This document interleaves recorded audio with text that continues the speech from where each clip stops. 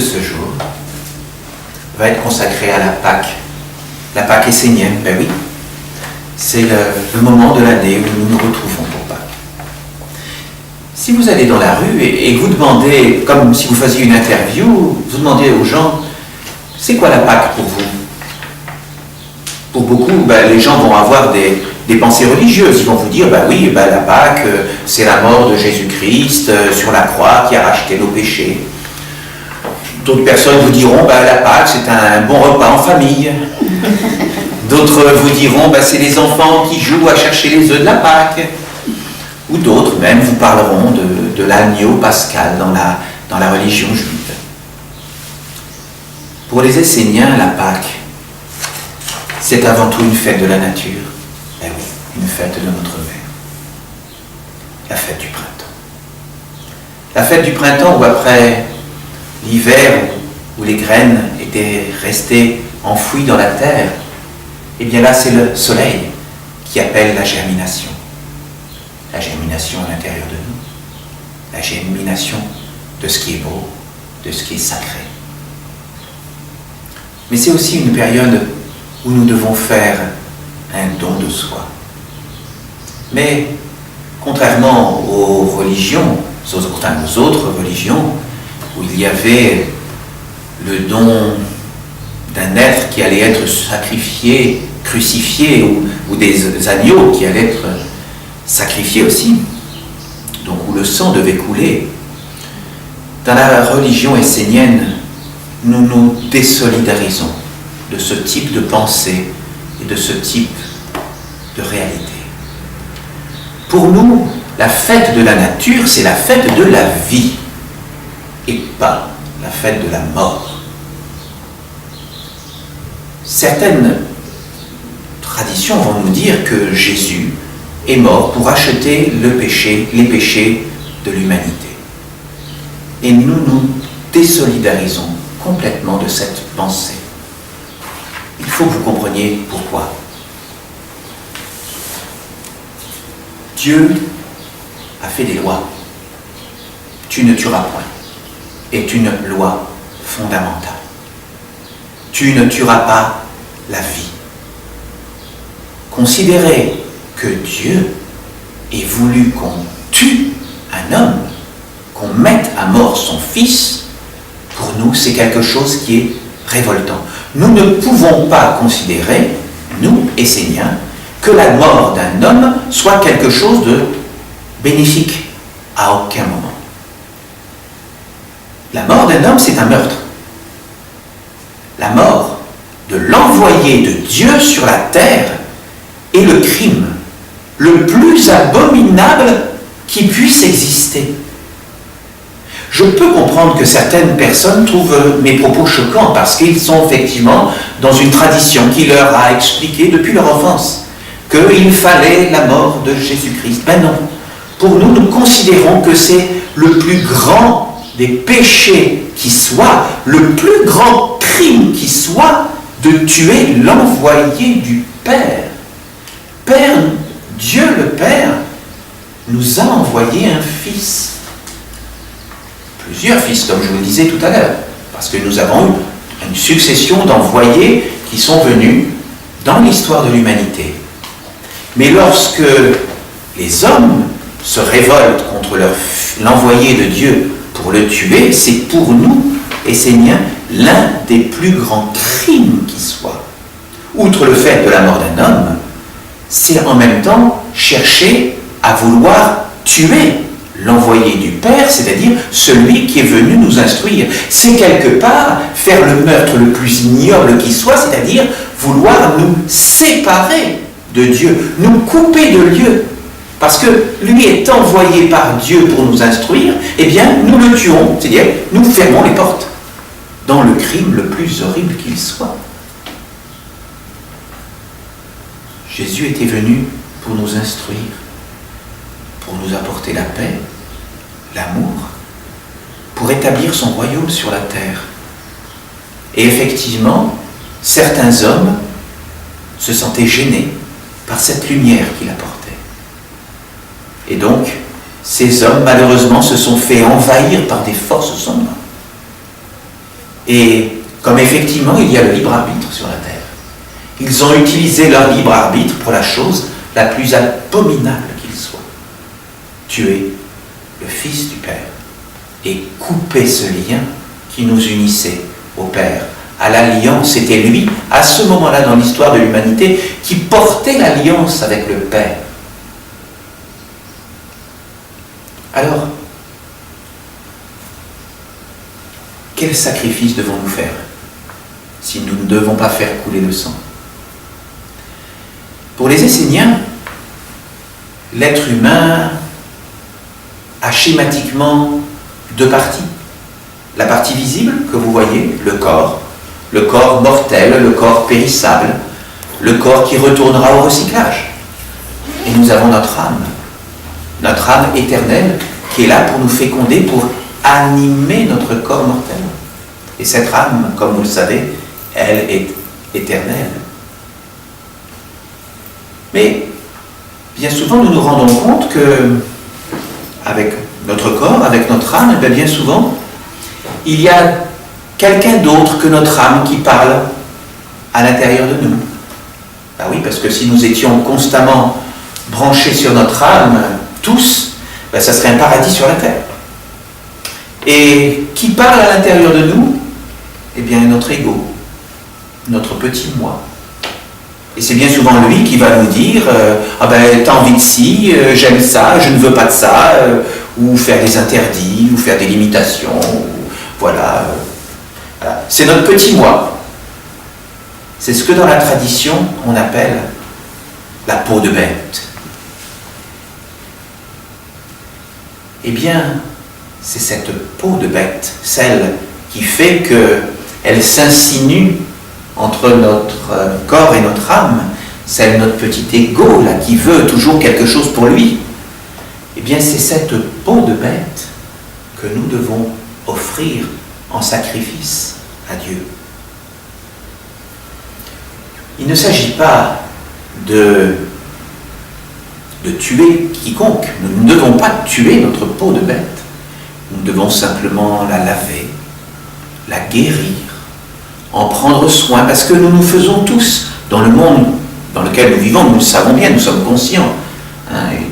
D'autant plus si on regarde les actualités, on se fait vite féconder par des forces de colère, des forces de peur. On est toujours là en train de nous faire, de nous insinuer de la peur dans notre société actuelle, peur du chômage, peur de la guerre, peur de plein de choses. Et donc, nous nous faisons féconder par tout un tas de forces à l'intérieur de nous. Eh bien, ce sont ces forces qu'il faut savoir guérir à l'intérieur de nous. Nous devons guérir ces forces, les transformer et les offrir à la mère qui nous porte, parce qu'en définitive, c'est toujours elle qui nous guérit, qui nous porte, qui nous nourrit. Et donc, pour faire cela, il y a, j'ai envie de dire, un secret, et je vais le partager avec vous. Dans cette démarche, il est toujours important d'avoir à l'esprit une certaine forme d'humilité.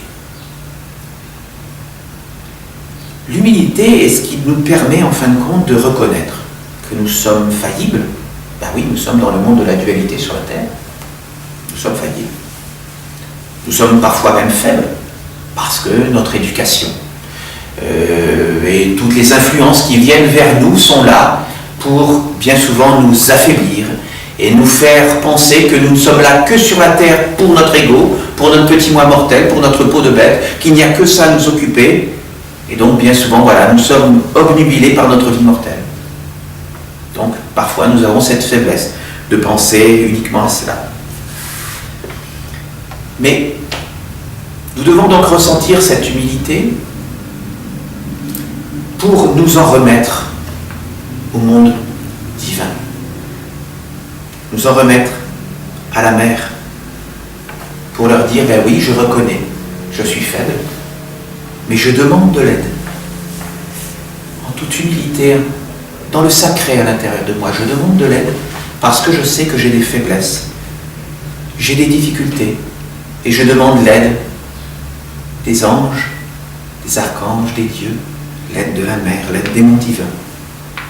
Parce que je ne peux pas faire cela seul. C'est cela, avoir de l'humilité. C'est reconnaître qu'on ne peut pas se débarrasser seul au départ de son chemin. Parce que, in fine, dans la démarche essénienne, vous apprendrez que nous devons, à un moment de notre évolution, de notre chemin, nous individualiser. Donc pouvoir être soi-même dans la force. Mais au départ, quand on débute sur le chemin, eh bien, nous sommes fragiles. Et nous avons besoin d'être ensemble. Ensemble avec une structure qui est là pour nous porter et pour nous aider. Bien sûr que l'Église essénienne chrétienne est l'une de ces structures qui est là, à votre service pour vous. La ronde des archanges également, et peut-être d'autres. Donc voilà, il faut être dans ce chemin d'humilité. Et concrètement, ce qui est proposé aux Esséniens qui le souhaitent, pour Pâques, c'est de se choisir un défaut. On peut toujours trouver un défaut. Se choisir un défaut et vouloir travailler dessus. Et c'est lui que nous allons offrir en sacrifice. Sacrifice n'est peut-être pas le bon mot, c'est le mot traditionnel, mais on n'a pas à tuer notre défaut. On a simplement à le regarder avec franchise, lui dire qu'effectivement, nous avons l'habitude souvent de le nourrir, ce défaut à l'intérieur de nous. Nous le reconnaissons et nous voulons lui demander de guérir et de nous laisser tranquilles. Parce que, allez, si je prends par exemple la colère, hein, mais bon, d'autres, ça sera la jalousie, d'autres, ça sera bon, que sais-je, hein, chacun ses défauts. Eh bien, ces défauts-là, ils existent en dehors de l'homme. La colère, nous pouvons l'apporter, mais la colère est une énergie, un égrégore qui existe en dehors de l'homme. Si nous l'appelons, il vient, il nous féconde et nous le portons, nous lui donnons de la force. Si nous voulons nous désolidariser de la colère, nous devons raccompagner la colère avec respect, parce que c'est un être, il est respectable. Nous n'avons pas à le tuer. Ce n'est pas un ennemi. C'est un être qui existe. Mais nous devons le raccompagner dans le non manifesté, en tout cas qu'il ne se manifeste pas avec nous. Parce que les forces de déstabilisation, elles existeront toujours. Mais c'est à nous de les raccompagner pour dire, voilà, j'ai compris ma leçon, je ne veux plus être dans la colère, voilà, je te raccompagne. Ça ne veut pas dire que je vais devenir aussitôt parfait, mais c'est consciemment, je fais ce chemin-là pour dire, voilà, je veux ne plus porter la colère, ou le moins souvent possible, à l'intérieur de moi. Et à ce moment-là, eh bien, c'est le moment de penser que la fête du printemps, eh bien, c'est la fête où l'on fait tout pousser, la fête de la vie. Et à partir de ce moment-là, si nous raccompagnons la colère, eh bien, nous pouvons faire germer à l'intérieur de nous la paix, son opposé.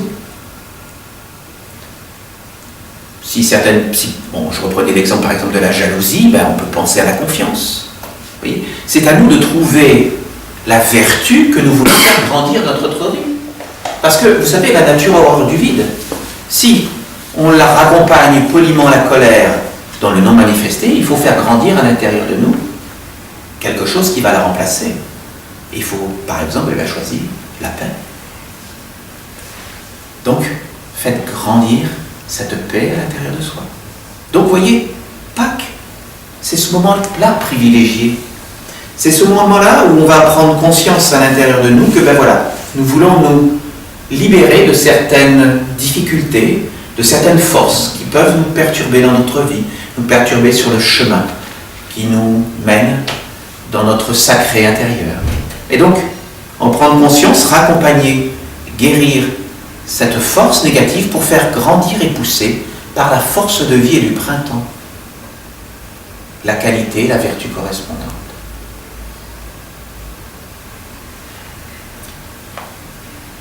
Pour faire cela, il est important, pour que le don soit accepté, il est important d'être dans une alliance. Être dans une alliance, ça veut dire être conscient de la place que nous occupons dans la création en tant qu'être humain. Cette place où nous sommes au sommet de la création du monde matériel, avec les minéraux qui nous portent, les plantes, les animaux, et nous sommes à cette échelle du monde visible, et que nous devons être conscients que nous sommes à l'interface entre ce monde visible qui nous porte et les mondes invisibles qui sont au-dessus de nous. C'est ça notre place. Et quand nous sommes dans cette alliance entre les mondes invisibles, les anges, les archanges, les dieux, et le Père tout au-dessus, nous sommes à notre place. Notre Église est là pour nous aider à cheminer et à prendre conscience de cette place, à la rendre de plus en plus forte chaque jour dans notre vie. Il est important de pouvoir donner un peu de soi pour pouvoir faire ce chemin. Donner de soi, ça peut être donner un peu de temps à son Église. Ça peut être faire des dons aussi à son Église, mais avant tout d'être là, d'être présent. Parce que le chemin, c'est à l'intérieur de soi qu'on doit le faire. Et pour le faire, il est important d'être présent dans les différentes structures de l'Église essénienne chrétienne.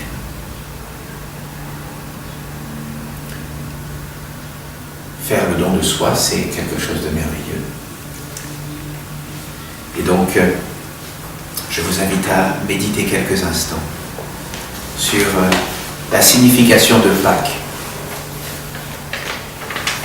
les dons que l'on doit faire, le don de soi que l'on doit apporter.